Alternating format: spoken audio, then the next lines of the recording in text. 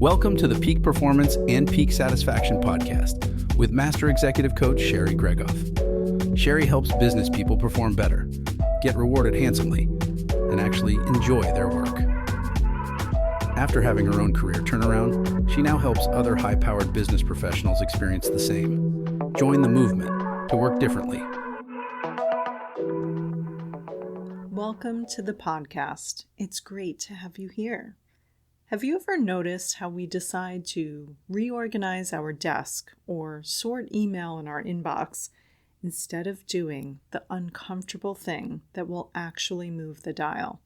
It can seem productive to complete tasks, and we love that feeling of accomplishment. But beware the trap of doing this on the simple things so that you can avoid the important things. In this episode, learn how to choose high-impact work time and again. Before we jump in, I want to shout out one of my clients who had a win in this area. Here's the quote from him.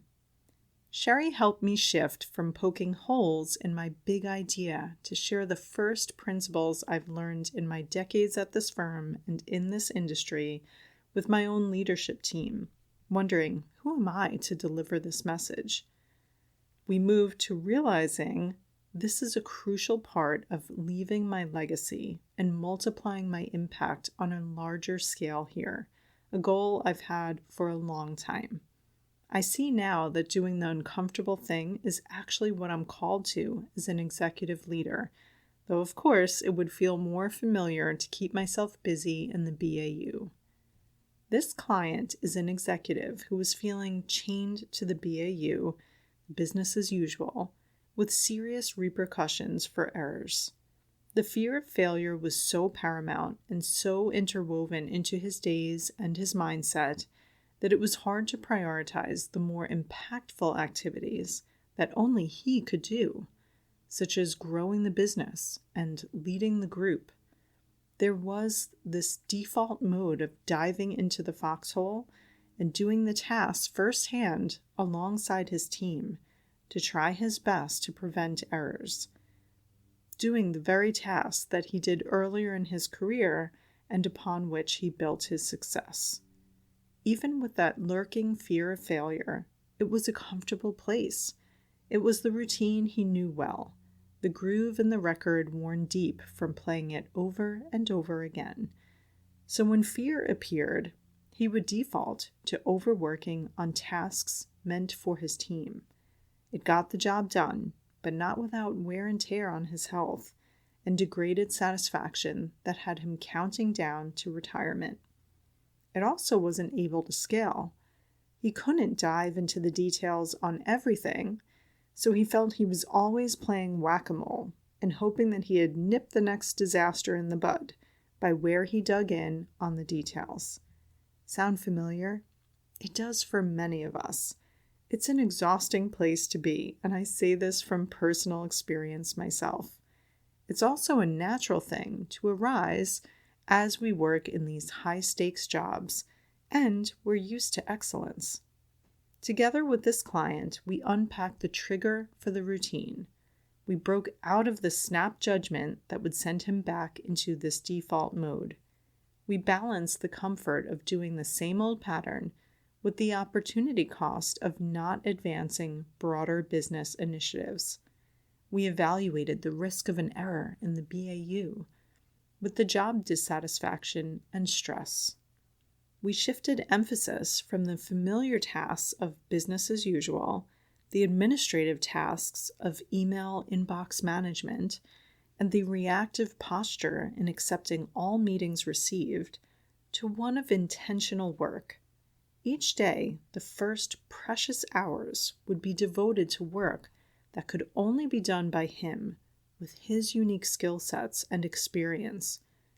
Deep, focused work on thought leadership, relationship building strategy, and identifying best practices to instill in the group at large. Only then would he turn to meetings, carefully accepted, so that those hours also would move the ball down the field with collaboration and multiplying his impact through others. Catching up on email was a couple of hours each Friday, and his assistant was asked to comb the inbox for urgent items throughout the week.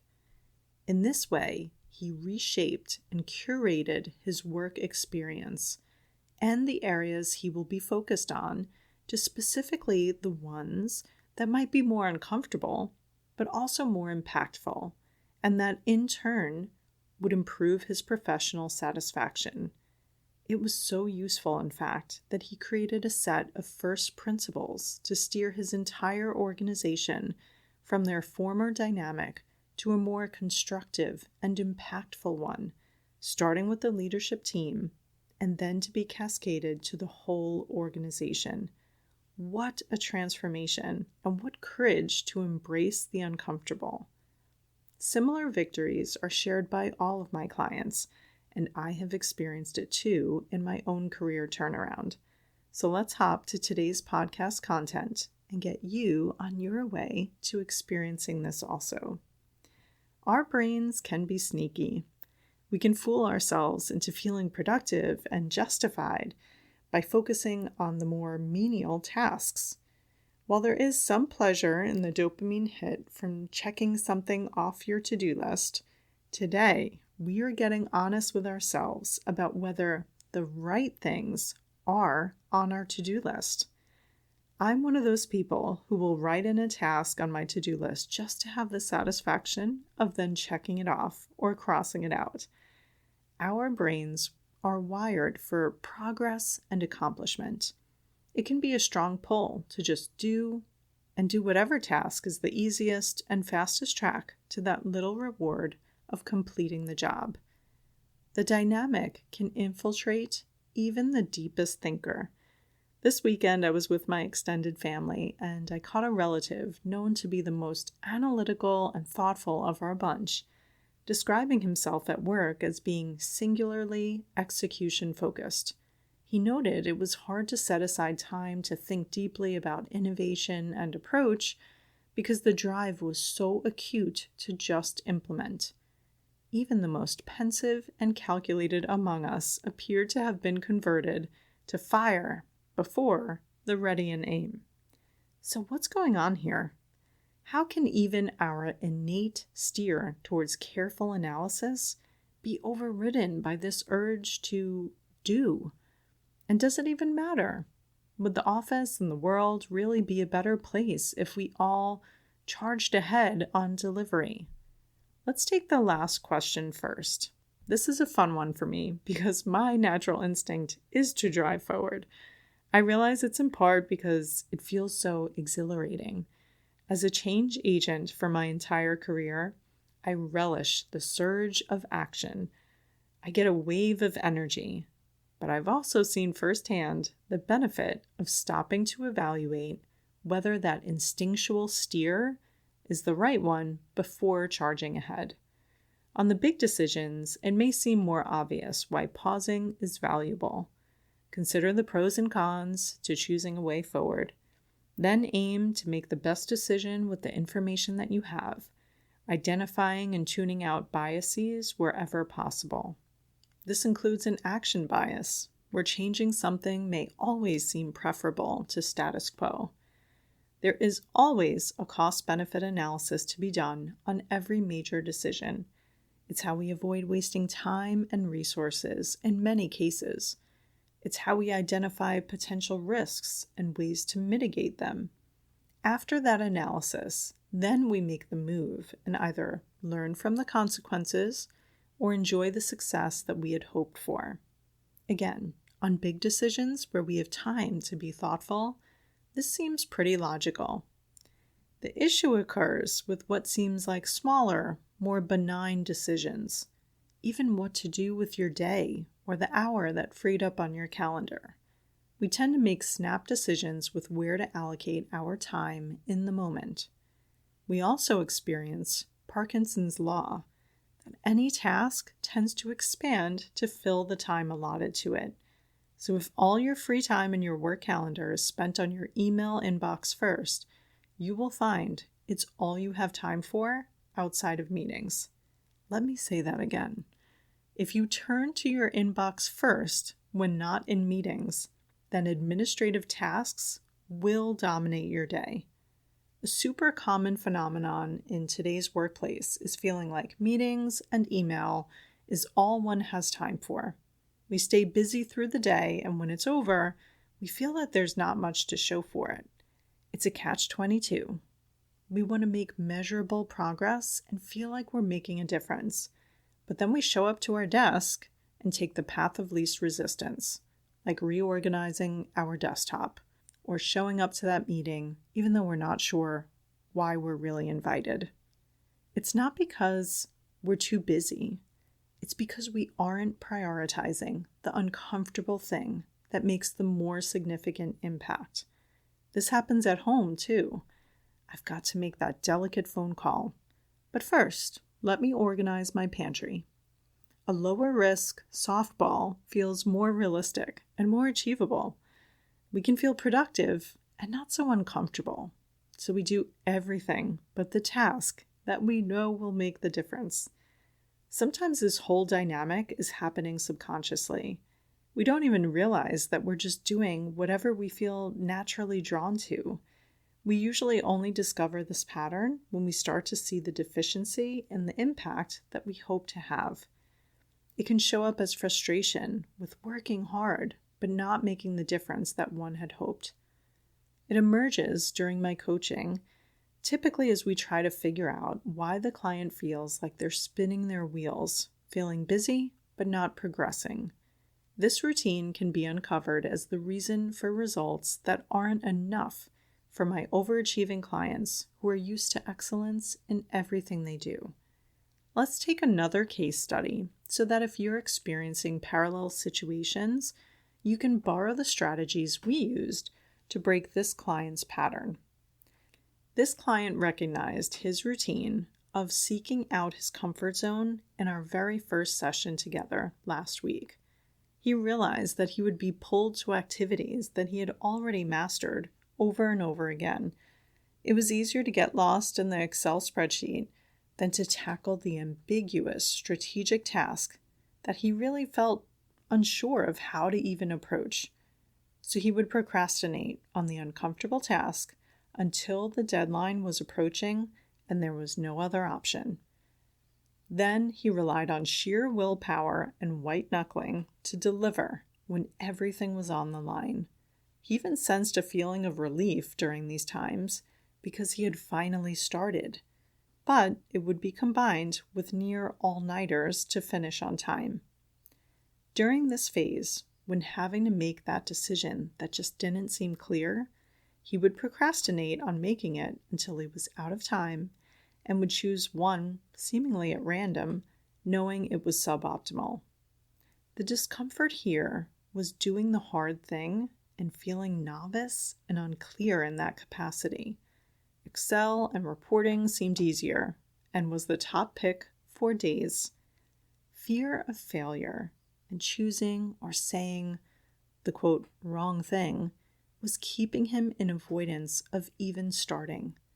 Why struggle when you can enjoy the dopamine hit of completing a simple and straightforward task that you've done many times before?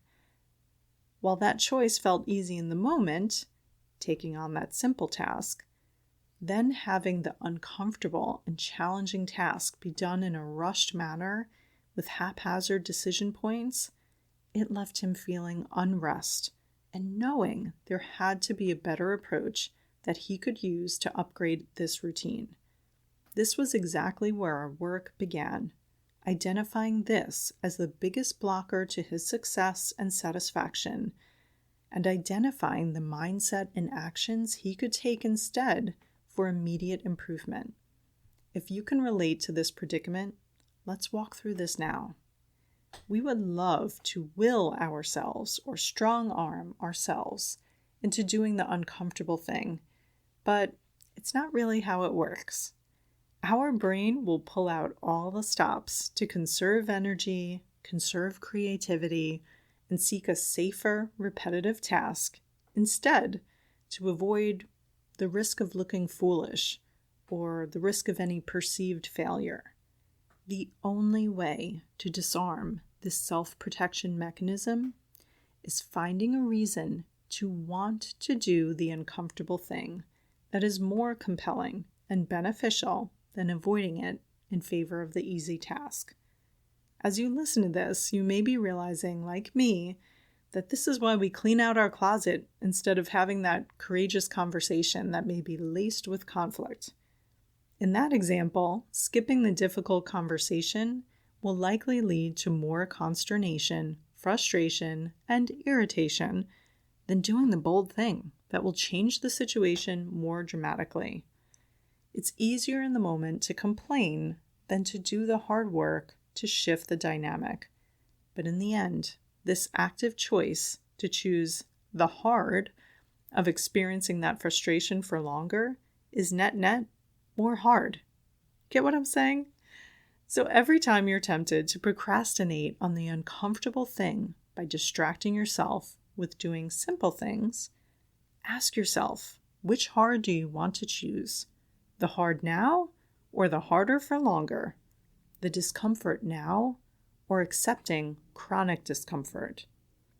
If and when you decide the short-term pain is worth the long-term gain, then go ahead and eat the frog. This concept is from the author Brian Tracy, who wrote that book, Eat That Frog, a play on a quote often credited to Mark Twain, who ascribed that if you eat a live frog in the morning, nothing worse will happen to you for the rest of the day. It will be all downhill from there. I say it this way: tackle the worst first. If you know it has to be done, do that first and get it over with. It minimizes the associated angst and anticipation of doing the uncomfortable thing. I experienced this just today myself. I had a difficult business call to make, one that would immediately put my colleague on their back foot and into a little shock. When I thought about it, I would get shifty, my heart rate would go up, and I kept reviewing my approach and opening statement in hopes that preparation would save me when my heart was in my throat. It would have been so easy to busy myself with other work and postpone making that call. But I have practiced these methods so much that now when my heart rate speeds up, I remember it's just because I care. And if I care that much, it's worthy of my time right now. I don't wait. I make the call even when I don't feel totally ready or sure. I promise this is a muscle that can be built. This pure courage to run towards the discomfort, it's habit forming. That's good news. That means it gets easier over time. And when I feel that literal gulp in my throat, I know I'm probably on the right track. And this isn't the time to pump the brakes. I've never felt the gulp when I'm chickening out or making a predictable or consensus decision. It's always when there's discomfort. And if I'm that serious about it to experience the gulp, then I know it's the right thing to do and that I'm on track. So all I have to do is take that bold step forward and then another. All I have to do is trust myself that this moment was made for me to grow and practice doing the bold thing. That adrenaline and cortisol rush is just my body rising to the task and giving me a boost to proceed, rather than interpreting it as a warning sign to retreat for more preparation and analysis, or to avoid and procrastinate and run from the situation. It's time to face the discomfort and do the right thing anyway, because it's the most meaningful thing in this moment. Let's discuss specific strategies to build your courage to do the uncomfortable thing. Number 1, prepare your opening statement. This feels like something lawyers do, but I'm suggesting it to you too. Confidence and preparation for the first 3 minutes of whatever that uncomfortable thing is will build your confidence, and if others are involved, your credibility too. Preparation should be on that next step forward to get things off on the right foot. I used to act in musicals, and sometimes you just needed your line fed. Just that one line, and the whole next act would come back to you in that moment. Come up with your one line that when delivered successfully will calm your nerves and build your confidence to remember the whole rest of the act in the moment. Maybe it's, what's the right thing to do for the business here? Raising the bar on the effort or conversation is a good way to level up the playing field and set the stage for some contrarian views or innovative approaches. Number 2, recall when you have done something similar and how impactful that effort was. Practice viewing this as part of your identity. In my people and service-based business and my corporate work, I have found myself describing my style as seeking out the bee's nest and heading straight for it, and sometimes jumping on it even. Whatever the interpersonal conflict or high-risk business process, I feel drawn to getting the problem on the table and starting to work it, however uncomfortable that is. What compelled me to start describing my identity like that to me and others? I'm not really sure. Maybe it was a way to explain why I would go looking for perceived trouble, or gently asking for their involvement and support and courage in doing so together. Either way, it seemed to build my confidence and open the door to the uncomfortable conversations and problem solving. What identity do you want to take on in your work? It can be a refrain such as, "We do the hard things." Consider now your own philosophy and how embracing it yourself in your own mind and declaring it over your work to others might help you flex and apply this muscle.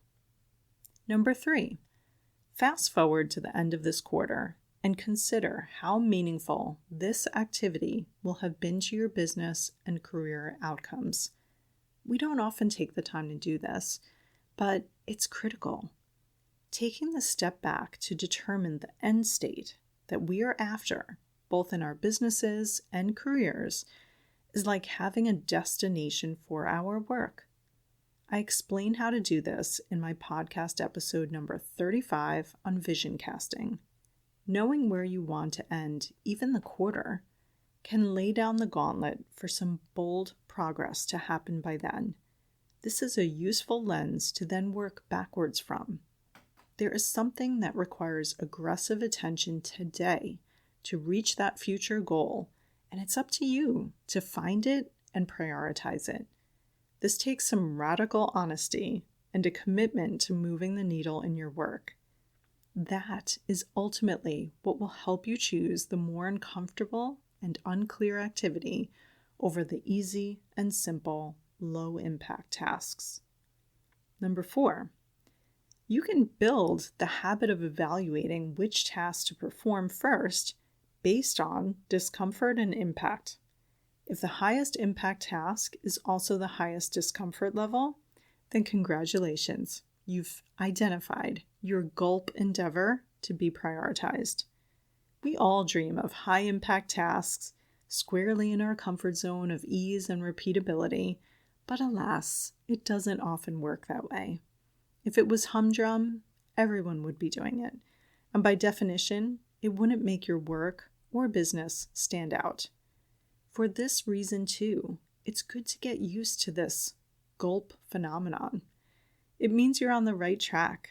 You're growing, challenging yourself, and that's a good thing. Work can get pretty boring and unfulfilling without that level of challenge.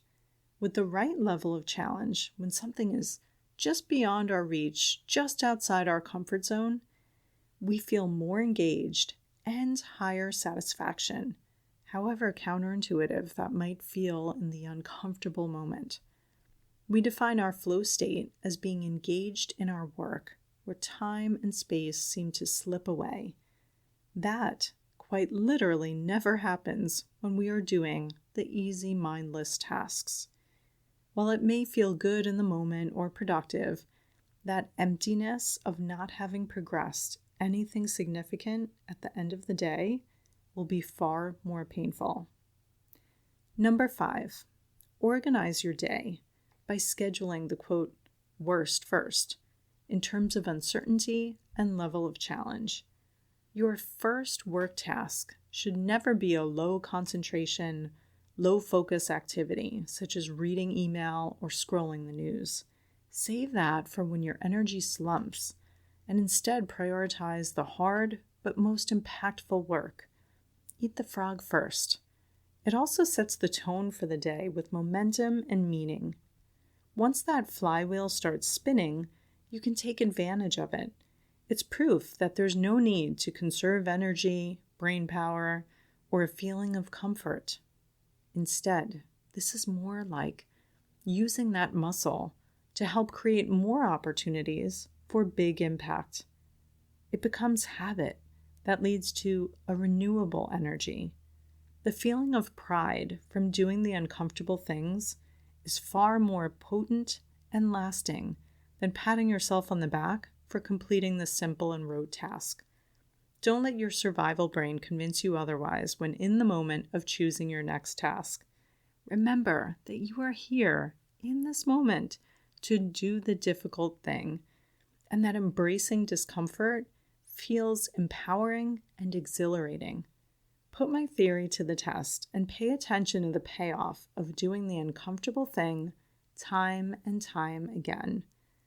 This skill set is one you can develop at any time and start reaping the benefits of immediately. I show clients how to do this every day. I am excited to announce yet another special offer for this month of May. When you engage me as your executive coach during May, you will receive a complimentary review and revamp of your resume and your online professional presence. This is a service that I have provided to several clients, and I know that having the expert support here helps them do the uncomfortable thing of telling their story, of explaining their accomplishments and their value add in a compelling way that sets the stage for their next career move. Some clients cringe at the thought, having been at one company for decades and not even remembering if they have an old resume somewhere. Others know that at their level, it's relationships and conversations that opens the door, but they also realize that when asked, that resume being prepared is like having a business card. You've got to have it when you need it. If you find yourself procrastinating or avoiding crafting your own career journey and identification of the type of work that you want to pursue next, invite it in your online profile or simply make clear for when that next opportunity might be looking for you. I encourage you to take advantage of this special offer and schedule your career strategy session with me now. I'm leaving the link in the show notes to book during the month of May to enjoy this special benefit.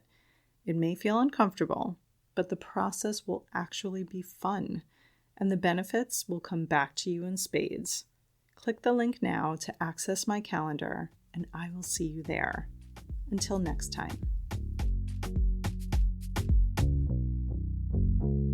Looking for support in applying the principles and strategies in today's episode? Sherry coaches clients one-on-one as their trusted confidant and advisor, helping each client create the work and life they had only dreamed of. To schedule your complimentary career strategy session, go to sherrygregoff.com/apply to book time with her today. It's one simple step that can change everything.